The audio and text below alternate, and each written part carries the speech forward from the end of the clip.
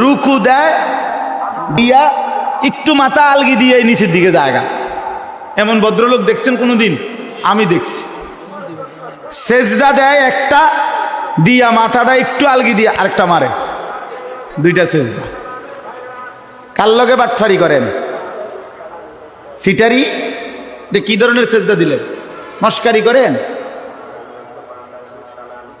হ্যাঁ, 4 রাকাত সুন্নত পড়ে ফেলছে, মনে 1 মিনিটও লাগছে না। দেখ কি মেশিন লাগাইলেন? কি মেশিন এটা? জাপানি মেশিন। চায়না তো সম্ভব না এত তাড়াতাড়ি পড়া। দেখ কি মেশিন লাগাইলেন বলেন? আশ্চর্য। 100 দানার তসবিহ 1 মিনিটে শেষ, উড়ে এলো মেশিন।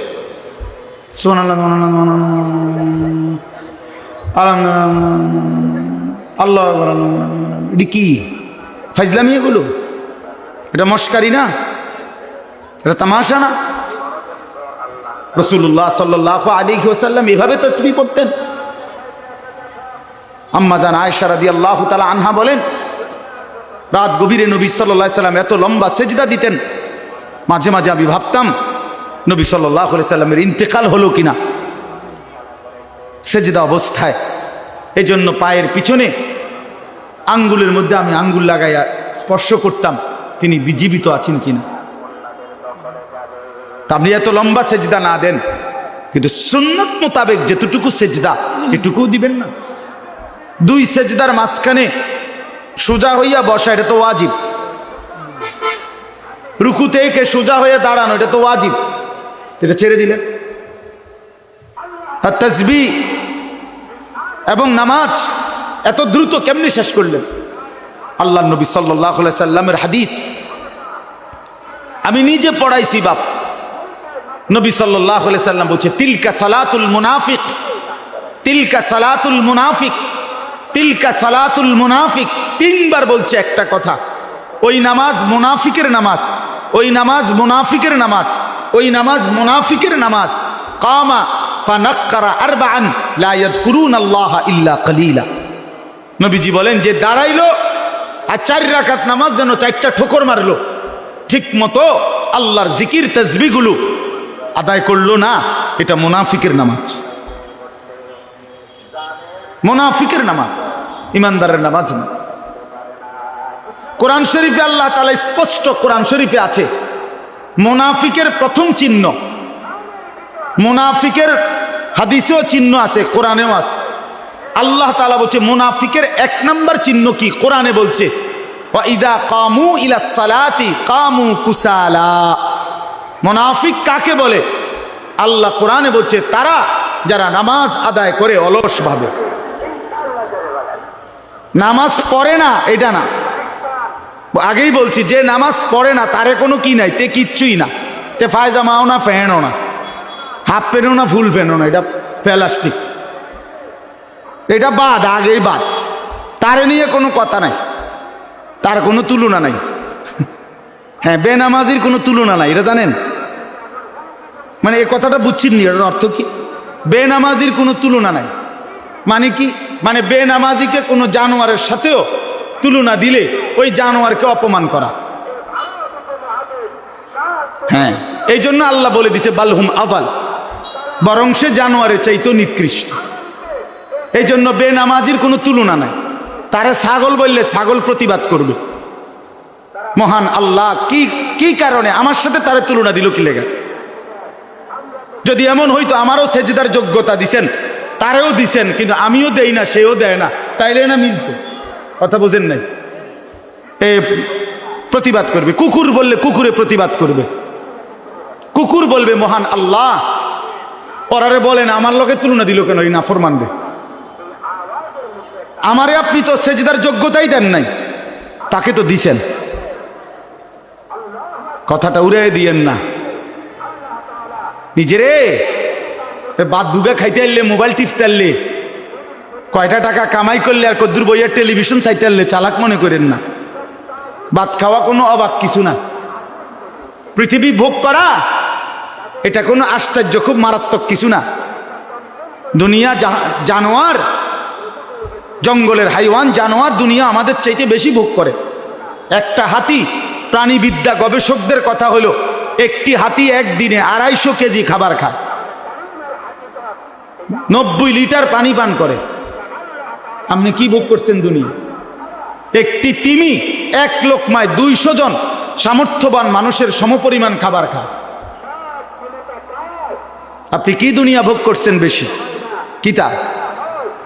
দুন্দুল, করলা, লাল শাক, ক্ষীরা, টমাটো, ফার্মের মুরকা, কক মুরকা, ফাঙ্গাস, তেলাপিয়া, দৈন্যতা, কাঁচামরিচ, এই তান্নি খাই এই মাছ ধরি।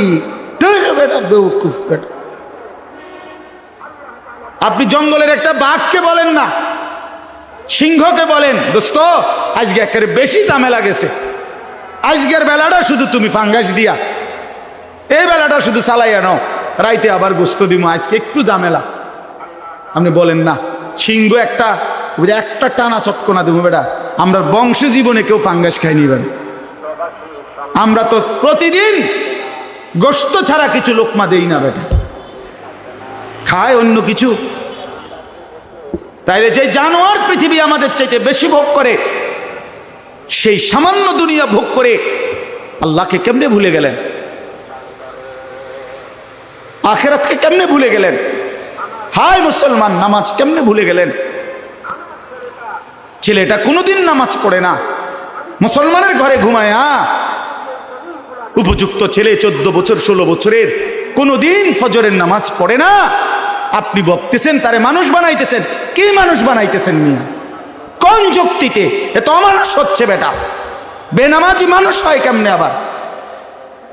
বেহায়া মানুষ হয় কেমনে আবার? যে মেয়ে বেহায়া 8-7 কাপড় পরে নিজের রূপ আর যৌবন রাস্তায় প্রদর্শন করে, সে মানুষ হইল কেমনে? এ তো হাজারো লক্ষ বখাটে যুবকের ভোগের উপভোগের প্রদর্শনীর এক বস্তু হইছে। সে ইজ্জতওয়ালা, সম্ভ্রমওয়ালা, আত্মমর্যাদা সম্পন্ন নারী হইল কিভাবে? মানুষ বানায়, মানুষ বানায় শুধু রেজাল্টের কাগজ, A+ কাগজ, এইটার সার্টিফিকেট, এটাই শুধু মানুষ না মিয়া। আখলাককে মানুষ বলে। মানুষ সার্টিফিকেটকে বলে না, মানুষ আখলাককে বলে। আখলাক, জিন্দিগির নাম মানুষ, জীবনের নাম মানুষ, আখলাকের নাম মানুষ, চরিত্রের নাম মানুষ, হায়া লজ্জার নাম মানুষ, ইনসানিয়তের নাম মানুষ, আল্লাহকে চিনার নাম মানুষ, মালিকের গোলামি করার নাম মানুষ। এজন্য দোস্ত আমার, বন্ধু আমার, বলতেছিলাম একদিন দিন শেষে, রাত শেষে একদিন দেখবা পিছন দিকে মনে পড়বে সব তোমার আসলে কিছুই, বন্ধুরাও নাই, শরীরও নাই, স্বাস্থ্যও নাই, যৌবনও নাই, শরীরের সক্ষমতাও নাই। একদিন দুনিয়াতেও হয়তো লজ্জিত, আর কবর আখেরাতে তো লজ্জিত হবাই। এই নারী ছবি, এই নাচ গান, এই মদ জুয়া ফুর্তি, এই অশ্লীল দৃশ্য, উলঙ্গ ছবি, খোদার কসম একদিন তোমারে চোখের পানি ফেলা, হয় দুনিয়াতে অথবা কবরে। দুনিয়াতে অসংখ্য যুবক ক্ষতিগ্রস্ত। আমার পকেটে সব সময় ছেলেদের চিঠি থাকে, কাগজ, অনেক। আমি তো সারা দেশে ছেলেরা আমার নওজোয়ানরা চিঠি দেয়, কাগজ দেয়, লিখে, মোবাইলে বলে, মেসেজ দেয়, শুনি, দেখি, কথা বলি। কি পরিমাণ এই উলঙ্গ ছবি, নারী, জেনা, ব্যভিচার দেখতে দেখতে নিজের হাত, শরীর, যৌবন সব নষ্ট করে এখন অসহায়ের মতো ধুকে ধুকে কাঁদে, দোয়া চায়। তোমার কাছে তো আর বলবে না। এই জন্য আমি অনুরোধ করলাম, একটা সামান্য মোবাইল পাইয়া তোমরা যেই মাতাল হয়ে গেছো, এটা সুস্থ স্বাভাবিক মানুষের কাজ না।